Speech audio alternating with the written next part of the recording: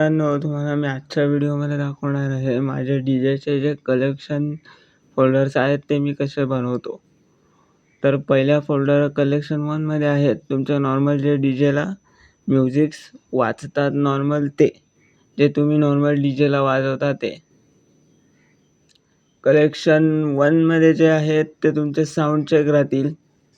एक तुम्हाला मी sound check music play करून दाखवतो, पण जास्त नाही, कॉपीराइट लागेल त्या गाण्यावर.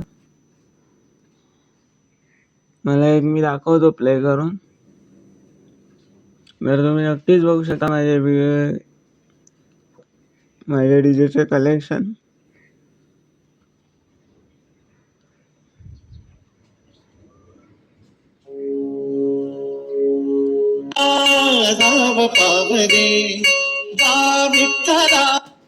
हे झालं पहिलं एक साऊंड चेक.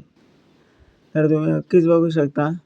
आणि साऊंड चेकमध्ये जे तुम्ही नॉर्मली जे लग्नात वाजवता ते म्युझिक असणार आहे. जे नॉर्मली तुम्ही साऊंड चेकला जे वाजवता ते म्युझिक असणार आहे. जे तुम्ही लग्नात वरातीत वाजवता ते म्युझिक असणार आहे. हे आपण इकडे जॅक भिवंडी म्हणून आहेत त्यांचे घेतलेले आहेत. कलेक्शन 3 मध्ये तुम्ही बघू शकता. हे तुम्हाला जे वाजवायचे ते तुम्ही वाजवू शकता.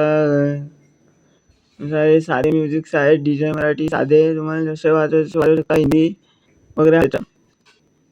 हे तुमचे झाले कलेक्शन 4. तुम्ही लग्नात वाजवताय, वरातीत वाजवताय ते तुमचे म्युझिक झाले,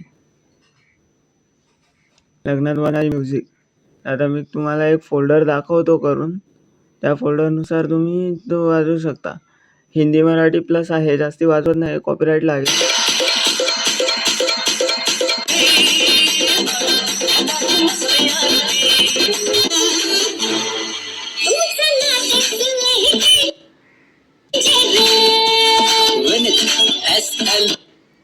तुम्ही बघू शकता असे काही असतील वाजवायचे.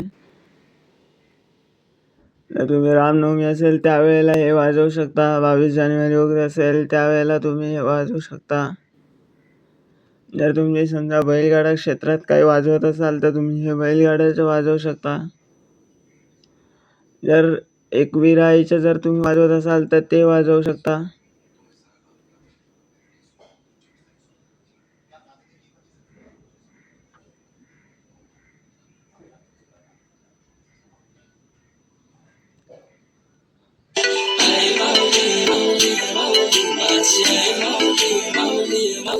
सोन्याचे किरण गार गार धुक्यानं.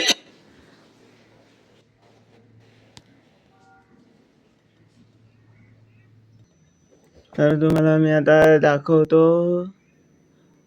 गणपती बाप्पा. आता तुम्ही गणपतीच्या आगमनाची तयारीला जर तुम्ही वाजवत असाल तर हे तुम्ही नक्कीच वाजवू शकता. तर तुम्हाला मी संपूर्ण व्हिडिओ शेवटपर्यंत बघा. व्हिडिओवर नवीन असाल तर लाईक करा, सबस्क्राईब करा, शेअर करा.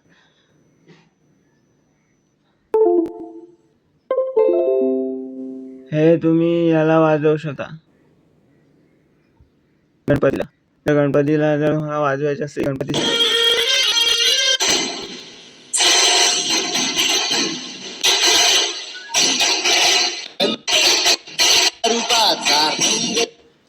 बघू शकता. असे काही आहेत. आणखी एक प्ले करून दाखवतो, कॉपीराइट आहे, जास्ती काही प्ले करत नाही मी.